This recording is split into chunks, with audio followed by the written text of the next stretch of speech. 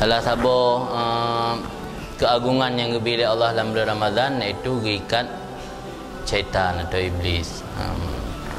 Dalam tafsir Qurtubi na pegah na yang ikatnya memandum na pada riwayat kan memandum sebagian di mentang na jin-jin lain yang bergentayangan. Kemudian penyebab pakan katanya kadang-kadang terturuti hawa nafsu, karena yang menjerumuskan katanya kepada kejahatan pertama syaitan jinni, kedua syaitan insi, yang ketiga hawa nafsu. Alian termasuk dalam adat kabihah, kebiasaan-kebiasaan buruk. Alian termasuk dalam hubbud dunia, cinta kepada dunia. Tadi pada umbah perkara yang mendorong menjerumus tanya kepada kejahatan, cuma tabah yang ikat Allah. Lain mentang bebaskan.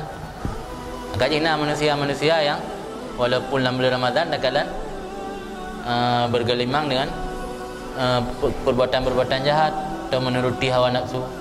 Karena nafsu mentang lagi set, cinta ke dunia mentang lagi set, kebiasaan adat kabihah. Adat kabihahnya adat tanya di luar Ramadan.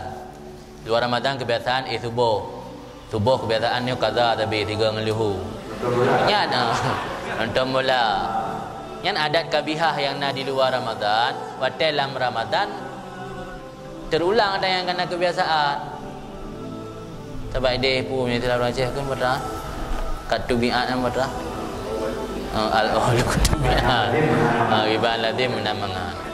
Di jawaban ji pertama lain ada riwayat, nah sabar riwayat bekas sebahagian iblis yang ikat, nah sabar riwayat memandum iblis ikat. Memang kita nak di surah muskil lagi tunggu tayangan. Jawab karena yang mempengaruhi tanya kepada kejahatan kan hanya syaitan, syaitan daripada jin, juga syaitan insi, syaitan manusia. Nah manusia-manusia yang wujudnya wujud manusia tapi hakikatnya syaitan. Alian na tabotut adat kabihah, kebiasaan buruk tanya di luar Ramadan terbawa hotel masalah dalam masa Ramadan.